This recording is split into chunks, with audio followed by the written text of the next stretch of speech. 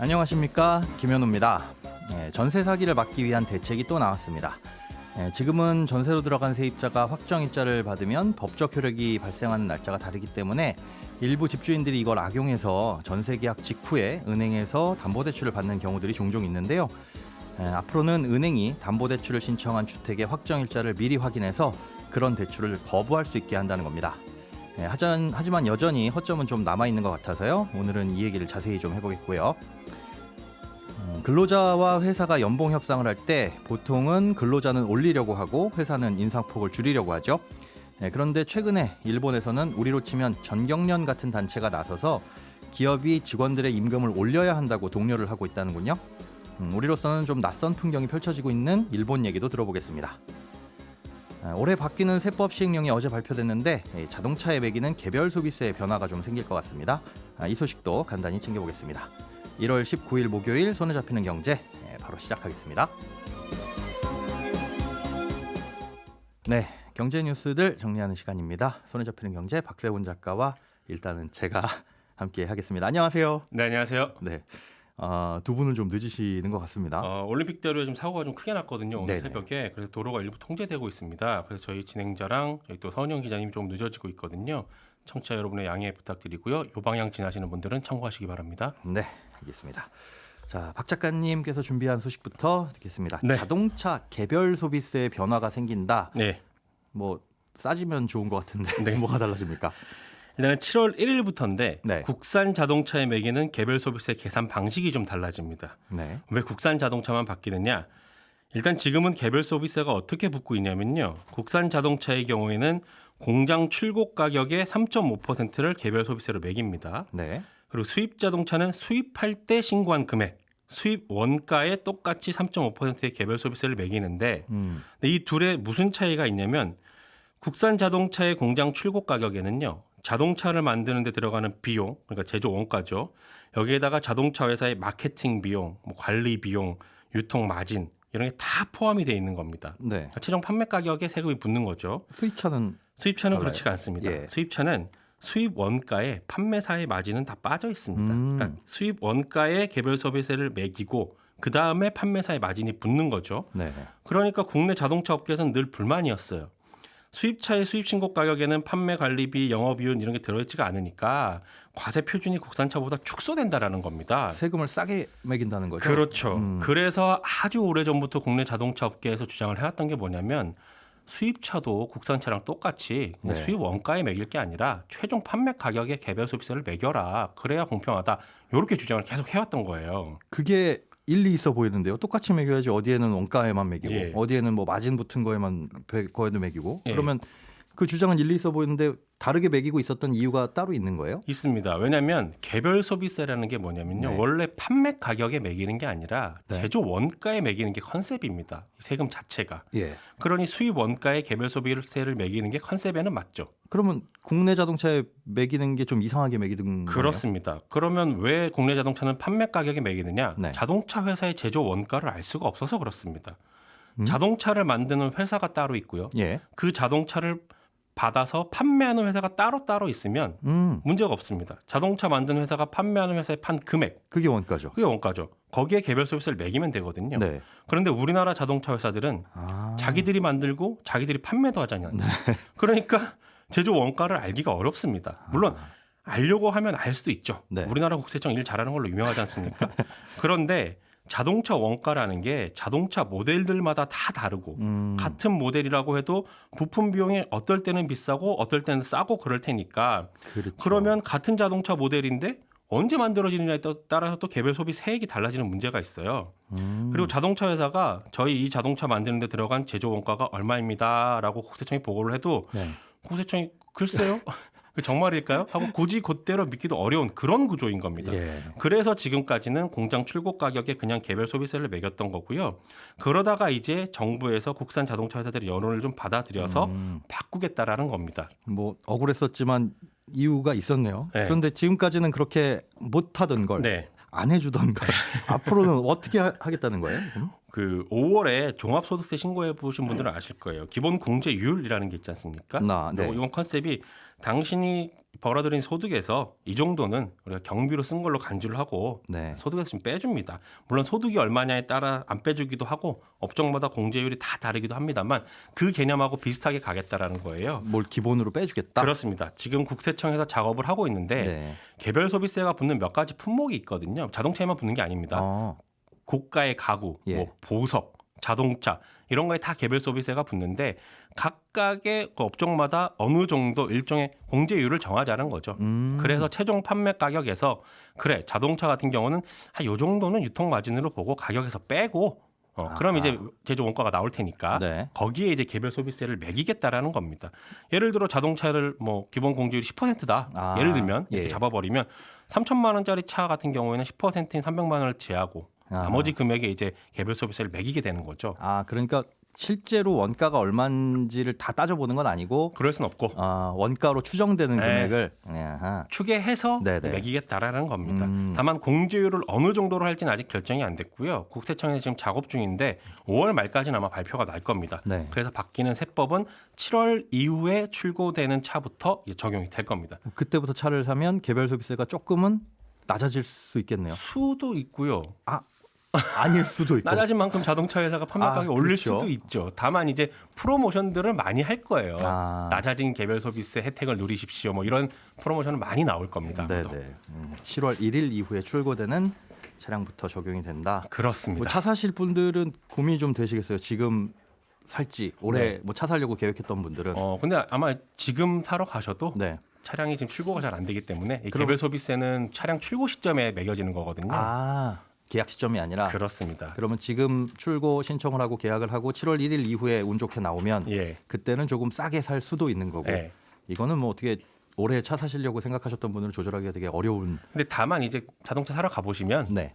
혹시 뭐 얘기가 없더라도 송경제 듣고 오신 분들이라면 올해 7월 1일부터 약간 좀 달라진다고 하던데 그러면 거기에 대한 프로모션 얘기도 좀 듣고 그럼 네. 차량 출고 시점을 7월 1일 이후로 좀 잡아야겠네요 라고 얘기를 하면 될 겁니다. 딜러들도 이미 알고 있을 거예요. 예. 요거는 차 사실 때 어떻게 팁이 될 수 예. 있을 것 같습니다. 자, 이준우 기자님 도착하셨는데 예. 바톤 터치하겠습니다. 예. 죄송합니다. 제가 중간에 사고는 있었습니다만 아무튼 청취자 여러분께 사과드리겠고요. 예. 바로 뉴스 그러면 네, 서은영 기자님. 서은영 기자님 뉴스부터 네. 이어가죠. 예. 서은영 기자님 준비해 오신 소식은 일본 얘기인데 네. 우리한테는 좀 낯선 장면이 계속 연출이 되는 모양입니다. 정부가 기업들한테 물가 상승률보다 기업들이 임금을 좀 높여주라. 이렇게 정부가 요구하고 있는 거예요, 오히려. 네, 그렇죠. 근데 노동조합도 임금 인상, 그 기업 단체가 노동조합은 네. 아니고 기업 단체도 임금 인상에 나서겠다. 분위기가 좀 예전하고는 좀 다른 것 같은데 어떤 배경이에요? 네, 맞습니다. 일본에는 우리나라 이 전경련처럼 대기업들 모임이 있는데요. 일본 경제단체 연합회 줄여서 이 게이단넨이라는 최대 기업 단체가 있습니다. 예. 게이단넨은 보통 이 춘투 전에 경영노동정책 특별위원회 보고라는 이름으로 해서 이 사용자 측의 협상 방침을 정한 다음에 알려줍니다. 그리고 이제 회원사들한테 좀 권고를 하는 성격도 있고요. 그런데 올해 이 협상 방침을 발표하면서 최근에 에너지 원자재 가격 상승과 엔화 약세가 이 노동자들의 생활에 미치는 영향이 우려된다. 임금 인상에 적극적으로 대응하는 것이 기업의 사회적 책무다. 이런 표현까지 썼다는 겁니다. 예. 구체적으로 이 기본급 인상을 긍정적으로 검토할 거고 중소기업 임금 인상도 중요하니까 대기업들이 협력하겠다. 이 납품 단가도 합리적으로 결정하도록 하겠다. 이런 입장을 담았습니다. 겉으로 보면 갈등이 없네요. 네, 그냥 한 그렇죠. 방향으로 가겠다는 거네요. 임금 좀 올리고 단가도 올리고 해서. 네, 그렇습니다. 음. 근데 이게 뭐 정치적인 수사일 수도 있지만 이 재계단체가 이런 걸 춘추 협상 방침이라고 내놨다는 것 자체가 사실 우리로서는 좀 낯설죠. 배경이 있습니다. 이 두 가지를 꼽을 수 있을 텐데 하나는 이 40년 만에 최대폭으로 오른 물가 상황을 의식한 거고요. 또 하나는 이 장기 침체 벗어날 길은 가계 가처분 소득. 그러니까 당장 쓸 수 있는 돈을 더 많이 꽂아주는 거 말고는 없다. 이런 예. 정부 호소에 화답했다는 겁니다. 일본인들 입장에서는 물가가 오르는 걸 굉장히 오랜만에 아마 느꼈을 거예요. 네, 맞아요. 지난해. 그렇죠. 그래서 아마 30살 넘는 분들이 거의 40살 넘는 분들이나 경험을 네. 해본 적이 있었던 네네. 것 같기도 하고 아닌 것 같기도 그렇죠. 하고 네. 그랬던 상황이라서 좀 다른 것 같기는 한데 네, 안 그래도 어제 일본 중앙은행이 이제 기준금리 결정하는 회의를 했거든요. 우리로 치면 이제 금토위 같은 회의인데 이 시장의 뭐 기대도 사실 뭐 금리를 동결하긴 하겠지만 그래도 좀 이제 이 마이너스 금리를 좀 포기하는 그 좀 정책 변화를 시그널을 주지 않겠냐 이런 기대가 조금 있었거든요. 예. 그런데 이제 어제 이 뚜껑을 열어보니까 뭐 일단은 금리를 변동하지는 않았습니다. 기존에 이제 단기 금리 마이너스 0.1% 그리고 이제 장기 금리 변동폭 상한선을 0.25%에서 0.5%로 지난해 말에 깜짝 인상을 했었는데 네. 그걸 이제 건드리지는 않았거든요. 그랬는데 이제 뭐라고 얘기를 했냐면 물가 상승 위험이 큰 것도 맞지만 지금은 기업이 임금 올릴 수 있는 환경 만들어줄 때라서 예. 필요한 시점까지는 금융 완화를 지속할 거다 이렇게 기존 입장을 되풀이한 겁니다. 일본 중앙은행의 발표가 이게 네. 우리의 초점이 됐던 이유는 계속 제로 금리하고 일본은 맞아요. 전 세계 네네. 물가가 오르든 금리가 오르든 그렇죠. 우리는 몰라 그러면서 계속 하다가 네. 하필 지난달에 금리를 올린 건 아니지만 네. 장기 금리를 누르던 정책을 약간 완화해서 장기 맞습니다. 금리가 많이 올랐어요. 네, 지난달에. 네, 그래서 맞습니다. 야 드디어 이제 일본도 변화가 있는 거냐 네. 이제 이런 것 때문에 궁금했는데 맞아요. 그래서 남들 다 허리띠 졸라맬 때 예. 좀 계속 돈 풀고 있었던 거거든요. 근데 이제 갑자기 좀 이제 그런 변화가 있었던 거에 대해서 그 배경에도 그렇고 앞으로 이제 어떻게 기조를 바꿔갈 거냐에 대해서도 굉장히 관심이 많았는데 근데 바꾸기는 예. 뭘 바꿔 그냥 에이, 아무 변화 없어요. 이런 식의 공식 의견이 나왔다는 거죠. 네, 그런데 여기에 좀 주목해서 볼 만한 게 바로 이제 이 구로다 총재가 임금을 올릴 수 있는 환경 만들어줄 때다라고 강조를 했다라는 거에 좀 주목을 해볼 필요가 있을 것 같습니다. 예. 이게 지난해 이제 11월에 일본 소비자 물가지수 상승률이 3.7%였고 이게 40여 년 만에 최고치다 이런 보도들 좀 많이 나왔었는데요. 일본의 이 장기 침체를 의미하는 잃어버린 30년이라는 표현에서도 좀 알 수 있듯이 일본 경제는 그야말로 물가도 잘 안 오르고 예. 임금도 거의 정체돼 있고 이런 상황이 굉장히 오래 이어졌었거든요. 그런데 이제 이 물가가 3% 이게 3이라는 숫자가 보였다는 것 자체가 상당히 좀 놀랍긴 했던 거죠. 현지에서 반응은. 예. 그런데도 이제 중앙은행이 물가보다는 임금 인상이 더 급하다 이렇게 공식 입장을 내놨을 정도면 야. 그만큼 지금 일본인들 실제 지갑에 꽂히는 소득이 좀 심각하다 이렇게 좀 받아들일 수 있을 것 같습니다. 그래서 이 주목해서 봐야 할 게 물가 상승률을 반영한 일본인의 실질 임금인데요. 계산을 해봤더니 지난 4월부터 계속 줄어들고 있다는 겁니다. 특히 물가는 오르고 임금은 네. 평소처럼 지난 30년처럼 제자리. 네, 그렇죠. 그러면 당연히 네. 사실은 실질로 보면 내려가겠죠. 네, 임금이. 그래서 특히나 이제 11월에는 감소폭이 8년 6개월 만에 최대폭이었다고 하는데 결국 이제 이 물가 상승률이 임금 상승률이 전혀 따라가지 못하는 상황이 계속 이어지고 물가가 있다는 더 겁니다. 오르고. 네. 예. 그래서 이게 지속되면 당연히 소비가 줄고 가계 부담 더 커지고 경기 침체 더 심해지고 이렇게 될 수밖에 없겠죠. 그런데 이제 반대로 놓고 보면 임금 상승률을 만약 획기적으로 좀 높여준다. 그럼 가계 소득 늘어나면서 소비도 늘고 경기도 살아날 거다. 이게 정부의 기대입니다. 예. 실제로 이 기시다 우미로 총리가 이끄는 이 내각이 임금 인상에 명운을 걸고 있다고 해도 좀 과언이 아닌데요. 올해 최고 정책 목표이기도 합니다. 이 기시다 내각 지지율이 좀 최근 계속 바닥을 치고 있거든요. 이게 예. 바로 실질 임금하고 직접적인 연관이 있다. 이런 분석들이 나오고 있습니다. 야. 똑같은 지구라는 세상에 살고 네. 똑같이 글로벌 세상에 미국의 영향을 다들 받고 있는데 네. 다른 나라들은 물가가 많이 일단 올라서 그게 공급망의 마비든 코로나 네. 때문이든 보복 소비 때문이든 그게 올라서 마치 그 상승세가 임금으로 옮겨 붙을까 봐 네, 그렇습니다. 다들 전 세계는 금리 올리고 지금 네. 다 이러고 있는 건데 고통스러워도 완전히 다른 세계 이야기 같죠. 일본은 오랜만에 물가가 올랐는데 이게 임금 인상으로 불이 안 붙을까 봐 오히려 네, 그렇습니다. 진짜 불 좀 붙어줬으면 좋겠는데 네, 맞습니다.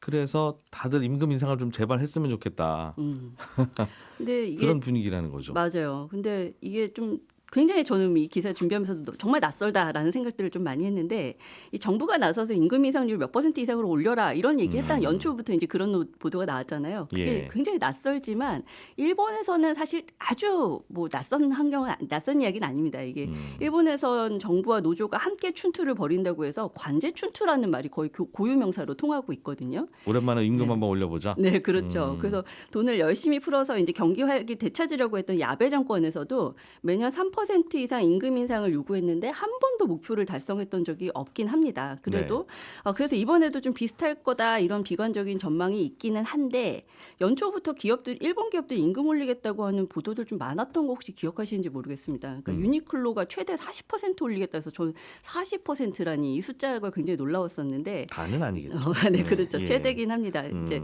그런데 이 문제는 이렇게 뭐 대기업들은 지금 이제 엔저 현상 때문에 뭐 자금 사정이 괜찮지만 과연 이 용기가 중소기업까지 퍼질 수 있느냐? 일본은 특히나 이제 하청에 재하청에 이 피라미드 구조가 굉장히 심각한 나라인데 네. 과연 이 용기가 어디까지 퍼질 수 있느냐? 이거에 대해서는 좀 미지수다. 이런 좀 비관적인 전망도 나옵니다. 30년 동안 물 속에 들어있던 장작이 과연 불이 붙을 것인가? 네,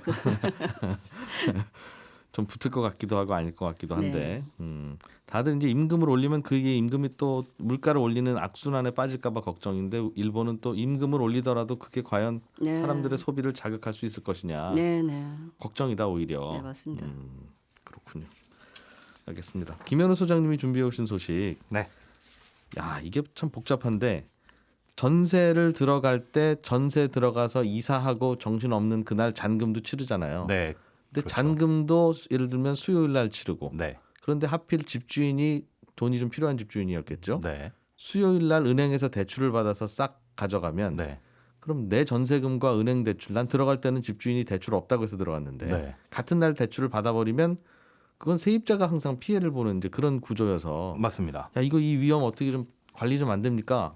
그런 목소리가 있었는데 정부가 대안을 내놓긴 한 모양이에요 네. 이번에. 제도를 개선하겠다, 이제 시범 운영을 하겠다라고 하는데 예. 일단은 우리가 집이 경매로 넘어가서 팔렸을 때 낙찰금을 받아갈 수 있는 우선순위는 등기가 원칙입니다. 네. 등기부등본에 뭐 근저당이 언제 설정돼 있냐 이런 것들을 우선하게 되는데 세입자가 낸 보증금은 이 등기에 표시되지는 않아요.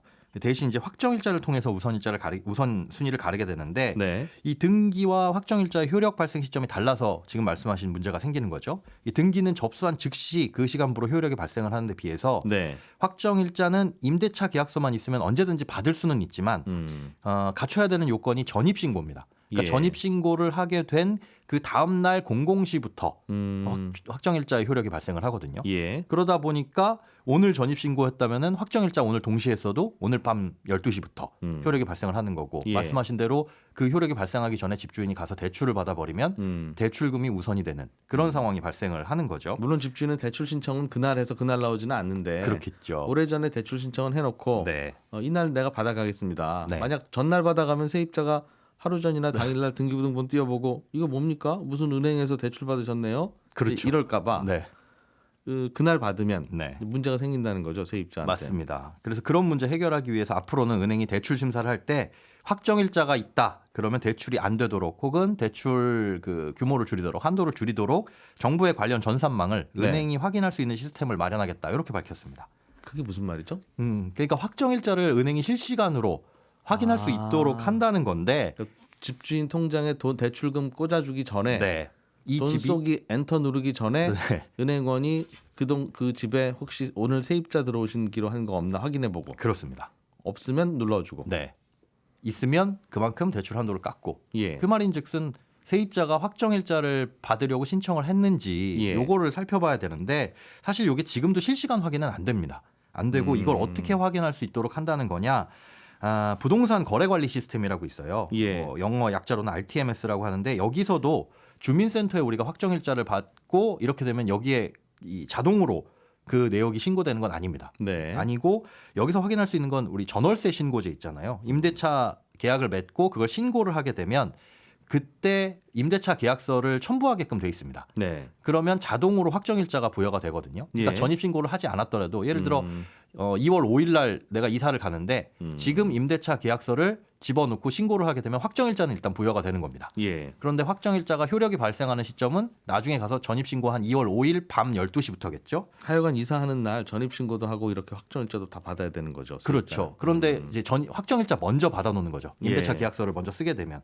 그러니까 신고 즉시 확정일자가 부여되고 다만 효력은 나중에 발생하더라도 그렇게 신고를 해놓으면 은행이 보고 전산망을 통해서 보고 여기 세입자가 들어오겠네. 그러면 그만큼 이제 임대차 계약서도 첨부가 되어 있으니까 보증금이 예. 얼마네? 요만큼은 대출을 덜 해줘야 되겠다. 혹은 아예 대출을 안 해줘야 되겠다. 이렇게 판단을 할 수가 있다는 거죠. 그럼 은행은 몰랐다는 거네요. 그러니까 은행은 지금까지 어떻게 알았냐면 예. 그 전입세대 열람을 통해서 알았습니다. 그러니까 대출을 받기 전후로 지금 그 세대에 전입되어 있는 세입자가 누구 있는지 전입세대 혹시 있는지. 열람을 주민센터에서 떼오세요. 그럼 그걸 이제 확인하고 세입자가 없으면 내주고 있으면 대출을 안 해주고. 사실은 근데 이거는 은행이 대출금을 떼이지 않기 위한 절차였지 세입자의 보증금을 보호해주기 위한 절차는 아니거든요. 그렇군요. 네. 그러면 앞으로는 그런데 말입니다. 네. 어디서 들어본 듯한. 그런 뉘앙스는 아니고 뭔가 구멍이 살짝 있어 보이는 게 네. 그러면 이건 사실은 집주인이 맘먹고 세입자 전세금도 받고 대출금도 받고 어딘가 가시려고 그렇죠. 맘먹고 사기를 치려고 할 때 생기는 일이라서 맞습니다. 정말 조그만한 틈이라도 있으면 이거는 당하는 거잖아요. 네. 설마 그러겠어 하는 거가 안 통하는 상황인데 네. 세입자가 그럼 그 아직 이삿짐 나르고 있는 상황에서 네. 은행은 그럼 보면 없을 거 아니겠습니까? 그렇죠. 그러면 당연히 대출금을 넣어주겠죠. 네. 근데 세입자는 그러면 그 대출금을 전세금을 집주인한테 주기 직전에 네. 바로 30초 직전에 다시 한번 등기부등본을 떼어봐야 된다는 건데 그래도 네. 안 나옵니다. 그러니까 등기부등본을 떼봤을 때 근저당 설정이 된 것을 보고 예. 우리가 은행에서 대출을 받았다 아니다를 판단을 하잖아요. 그렇죠. 예. 그 근저당 설정은 은행이 대출금을 싸주는 그날 설정을 합니다. 오늘 대출금이 실행 나간다면 예. 그날 근저당을 설정을 하긴 하는데 이게 근저당 설정한 직후에 등기부등본을 열람해 보면 안 나와요. 그러면 세입자 입장에서는 그날 집주인이 아침에 은행 가서 대출금 받아서 자기 통장에 받았는지 안 받았는지를 전혀 모르는 상태에서 전세금 잔금을 치러야 된다는 건데 맞습니다. 그럼 그거는 어떻게 똑같이 당하는 거 아닌가요? 똑같습니다. 그러니까 지금 이게 바뀌게 되는 거는 은행이 임대차 전월세 신고를 한 집에 대해서 확인할 예. 수 있는 거고 집주인이 맘먹고 그 전월세 신고제 위반했다. 과태료 나 100만 원 낼 거야라고 한다면은 세입자가 신고하지 않는 한 모르는 거거든요. 그 그렇죠. 허점도 있고 지금 말씀하신 대로 은행이 근저당을 설정했을 때 그게 바로 줘야 되는 게 아니라서 2, 3일 후에 줘야 됩니다. 네. 그러다 보니까 세입자는 전혀 알 수가 없는데 이걸 간접적으로 확인하는 방법은 있어요. 그러니까 은행이 세입자 있나 없나는 조금 전에 방식으로 확인할 수 있는데 세입자가 거꾸로 은행에서 뭔가 집주인 사이에 오가는 돈이 있었는지 여부는 확인할 방법이 없다. 없습니다. 오늘 근저당 설정하면 한 2, 3일 정도가 걸리거든요. 예. 그래서 그걸 확인하려면 인터넷 등기소에 로그인 하셔가지고 등기 신청 사건 처리 현황 요걸 볼 수 있습니다. 여기에 집주인 집 주소와 소유주 이름을 치면 어딘가에서 등기 신청을 했다 안 했다 여부는 알 수 있거든요. 아니, 그럼 전세 하나 들어가려고 하는데 그런 것까지 알아야 됩니까? 그러니까 참 어려운 겁니다. 이렇게 허점들이 있어가지고 마음 먹고 사기를 치려고 한다라고 한다면 기왕 이거 사고 방지책 내놓는 김에 이것도 좀 같이 손봐 주셔야 되겠네요. 네. 네, 서은영 기자, 김현우 소장, 박세훈 작가 세 분과 함께했고요. 저는 내일 아침 8시 30분에 다시 오겠습니다. 이진우였습니다. 고맙습니다.